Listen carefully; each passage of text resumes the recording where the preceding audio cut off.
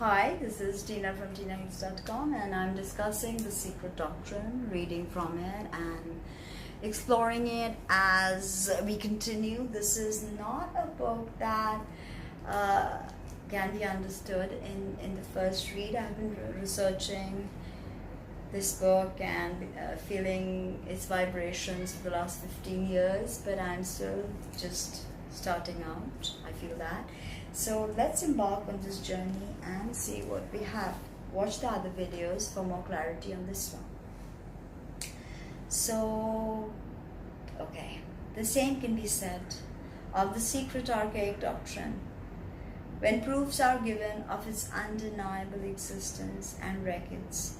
But it will take centuries before much more is given from it. Speaking of the keys to the zodiacal mysteries as being almost lost to the world, it was remarked by the writer in Isis Unveiled some 10 years ago. The said key must be turned 7 times before the whole system is divulged. We will give it but one turn and thereby allow the profane one glimpse into the mystery. Happy he who understands the whole. The same may be said of the whole esoteric system. One turn of the key and no more was given in Isis. Much more is explained in these volumes.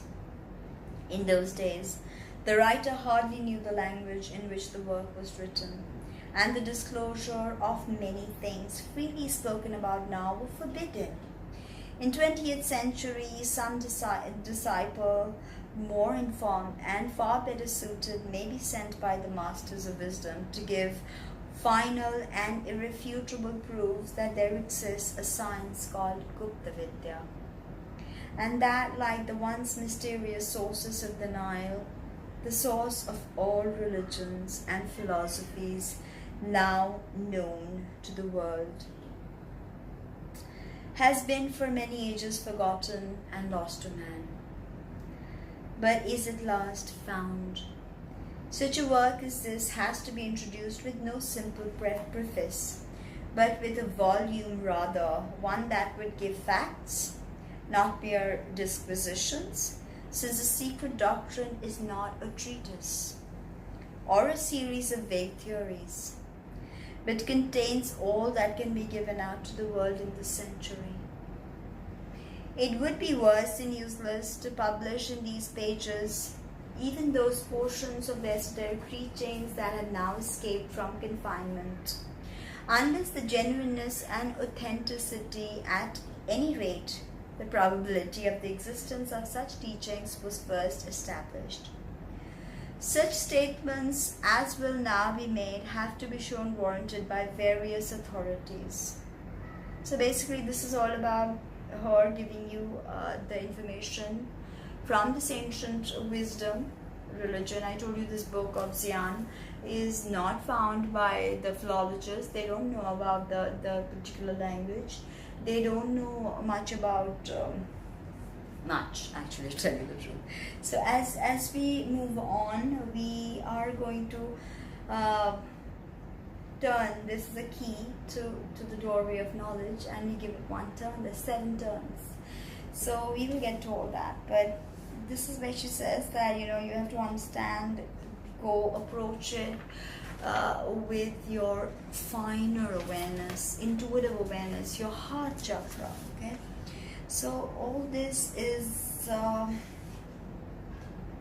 here a bit about the MSS and how thousands of MSS has been burned. The Christian fathers have tried to suppress a lot of information, burnt a lot of books, and for instance, here she says, verily the fiendish spirits of fanaticism, of early and medieval Christianity and of Islam, have from the first loved to dwell in darkness and ignorance, and both have made the sun like blood, the tomb a hell, and hell itself a murkier gloom. She's quoting from Lord Byron. It's beautiful. Both creeds have their so she just says that you have to move away from preconceived notions to absorb what's being said in this. What's because this is the truth, and you cannot hide from the truth. So over the portals of our own, the future seer may discern other works, and that will point to the karma for cunningly slandered by posterity, mangled out of recognition between the two cars of Jagannatha, bigotry and materialism, one accepting too much, the other denying all. Wise is he who holds to the golden midpoint, who believes in the eternal justice of things. Says Faizi Diwan, the witness to all the wonderful speeches of a free thinker who belongs to 1,000 sects. That is theosophy. We want to understand every single system because we believe that it comes from that one source, that true knowledge or Gupta Vidya. In the assembly of the day of resurrection, when past things shall be forgiven, the sins of the Kaaba will be forgiven for the sake of the dust of Christian churches. To this, Professor Max Muller replies, the sin of Islam are as worthless as the dust of Christianity. On the day of resurrection, both Mohammedans and Christians will see the vanity of their religious doctrines. Men fight about religion on earth. In heaven they shall find out that there is only one true religion, the worship of God's Spirit. In other words, there is no religion or law higher than truth. This is the very saying of the Theosophical Society. Satya nasti paro dharma, or there is no religion or law higher than the truth. Okay, and the motto of the Maharaja of Benares, adopted by the Theosophical Society. This is the motto of the Theosophical Society: Satyan nasti paro dharma. As already said in the preface, the secret doctrine is not a version of Isis Unveiled as originally intended. It is a volume explanatory of it rather, and though entirely independent of the earlier work, an indispensable corollary to it. Much of what was said in Isis could hardly be understood by theosophists in those days. The secret doctrine will now throw light on many a problem left unsolved in the first work, especially on the opening pages, which have never been understood. Concerned simply with the philosophies within our historical times and the respective symbolism of the fallen nations, only a hurried glance could be thrown at the panorama of occultism in the 2 volumes of Isis Unveiled. In the present work, detailed cosmogony and the evolution of the 4 races that precede our 5th race, humanity, are given. So this is, again, she explains what she's giving out over here. So we are going to learn about a lot. Of course, at one point I want to get to Isis Unveiled and also read that out for you and discuss it. So hopefully I'll get to that. But this is a huge book, so it's going to take some time to complete the series. So please share with your friends if you like what I'm doing. Volume 1, I think this is pretty interesting. So I'm going to read to you this bit. Volume 1 of Isis Unveiled begins with a reference to an old book.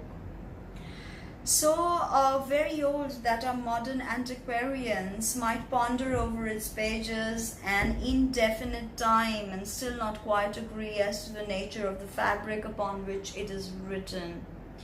It is the only original copy now in existence, the most ancient Hebrew document on occult learning, the Sephira di Siunta was compiled from it, and that at a time when the former was presently considered in the light of a literary relic. One of its illustrations represents the divine essence emanating from Adam, like a luminous arc proceeding to form a circle, and then having attained the highest point of its circumference, the ineffable glory bends back again and returns to earth, bringing a higher type of humanity in its vortex. As it approaches near and nearer to our planet, the emanation becomes more and more shadowy, until upon touching the ground it is as black as night. The very old book is the original work from which the many volumes of QT were compiled. These are all Semitic books. Not only this latter and the Sephirat, the Sinitha, but even the Sefer Yetzirah, the work attributed by the Hebrew Kabbalists to the patriarch Abraham. The Book of Shukang, China's primitive Bible, the sacred volumes of the Egyptian Thoth-Hermes, the Puranas in India, the Chaldean Book of Numbers, and the Pentateuch itself are all derived from that one small parent volume. Tradition says that it was taken down in Censar, the secret sacerdotal tongue, from the words of the divine beings who dictated it to the sons of light in Central Asia at the beginning of the 5th hour race. Race does not have to do with color or any understanding of race how we know it now. So when I say race, please, it's not white, black, yellow, brown, none of that, okay? But there was a time when its language, the Censar, was known to the initiates of every nation, when the forefathers of the Toltec understood it as early as the inhabitants of the lost Atlantis, who inherited it in their turn from the sages of the third race, the Manushis, who learned it direct from the Devas of the second and first races. The illustration spoken of in Isis Unveiled relates to the evolution of these races and of our 4th and 5th race humanity in the Vaivashvata Manvantara or round, each round being composed of the yugas of the 7 periods of humanity, 4 of which are now passed in our life cycle, the middle point of the 5th being nearly reached. And so now it's almost the 6th race is coming. That was in her time that we were at the beginning of the 5th race. Now the 6th race is coming. The illustration is symbolical, as everyone can well understand, and covers the ground from the beginning, the old book having described cosmic evolution and explained the origin of everything on earth, including physical man. After giving the true history of the races from the 1st down to the 5th, our race goes no further. It stopped short at the beginning of the Kali Yuga, just 9 years ago at the death of Krishna, and the bright sun god, the once living hero and reformer. But there exists another book, none of its possessors regarded as very ancient, as it was born with and is only as old as the Black Age, namely about 5,000 years ago. In about 9 years hence, the first cycle of the first 5 millenniums that began with the great cycle of the Kali Yuga will end. And then the last prophecy contained in that book, the first volume of the prophetic record for the Black Age, will be accomplished. We have not long to wait, and many of us will witness the dawn of a new cycle, at the end of which not a few accounts will be settled and squared between the races. Volume 2 of the prophecies is nearly ready, having been in preparation since the time of Buddha's grand successor, Shankaracharya. One more important point must be noted, one that stands foremost in the series of proofs given of the existence of one primeval universal wisdom, at any rate for the Christian Kabbalists and students. The teachings were at least partially known to several of the fathers of the Church. It is maintained on purely historical grounds that Origen, Synesius, and even Clemens Alexandrinus had been themselves initiated into the mysteries before adding to the Neoplatonism of the Alexandrian school, that of the Gnostics under the Christian veil. More than this, some of the doctrines of the secret schools, though by no means all, were preserved in the Vatican, and have since become part and parcel of the mysteries in the shape of disfigured additions made to the original Christian program by the Latin Church, such as the now materialized dogma of the Immaculate Conception. This accounts for the great persecution set on foot by the Roman Catholic Church against occultism, Masonry, and heterodox mysticism generally. So, cultists have been persecuted because they wanted to control this truth. They wanted to pervert this truth. They did pervert this truth in many ways. They adapted from pagan holidays and made it their own. It was difficult, to say it simply. The days of Constantine were the last turning point in history. The period of the supreme struggle that ended in the Western world, throttling the old religions in favor of the new one, built on their bodies. From thence a vista into the far distant past beyond the deluge and the Garden of Eden began to be forcibly and relentlessly closed by every fair and unfair means against the indiscreet gaze of posterity. Every issue was blocked up, every record that hands could be laid upon were destroyed. Yet there remains enough, even among such mutilated records, to warrant us in saying that there is in them every possible evidence of the actual existence of apparent doctrine. Fragments have survived geological and political cataclysms to tell the story, and every survival shows evidence that the now secret wisdom was once the one fountainhead, an ever-flowing perennial source at which were fed all the streamlets, the latter religions of all nations.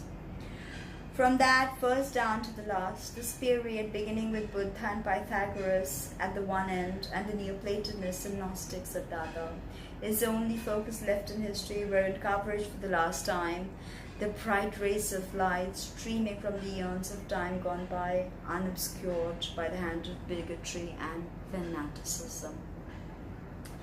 This accounts for the necessity under which the writer has labored to be ever explaining the facts given from the hoariest past by evidence gathered from the historical period. So she is talking about a time that history does not even contemplate. She's talking about things that anthropologists, philologists will not talk about, because there is no empirical evidence to back up what she's saying. Like, how did you get your information? Through transmission, through psychic transmission, through intuitive understanding, and from the masters. And that's when people tend to think that, oh, this is demonic, because it is in the very human nature to abhor what they don't understand. What you don't understand must meet its end. That's why she was vilified time and again through history, called charlatan. So this is where we need to understand that what she said was every religion has a part of the truth. Every system has been birthed from that one root, from that Gupta Vidya. So there is really no difference, except that some of the religions, each of these religions have some of the keys, and that too they've been interpreted according to the locality, according to the custom, symbology, mores. Okay, truth is at the end of the day, what we see of the world is how we interpret it in our brains. Pain, pleasure, everything happens in the brain. From whence we have the brain in a fat concept. What if the universe was being experienced by multiple brains in vats? So that is what we need to understand, that are we open to allow this information to seep by? Because everybody has part of the truth. And if you look at all the systems, how can this be a philosophy of hate, when all she's saying is look at every system with discernment. Look at it with logic, with intuitive awareness. Practice it. Live that life. Speak your truth. So then, how is this a hateful dictum? How is this a religion or a philosophy of hate? Theosophy is not a religion, it's a philosophy, it's a spiritual practice, a spiritual way of being. If you understand this crux, then how can you call it to be demonic? Or how can you say that it is a philosophy of hate? It's not. So join me for the next segment. Hope you like that. Please share and let me know what you think.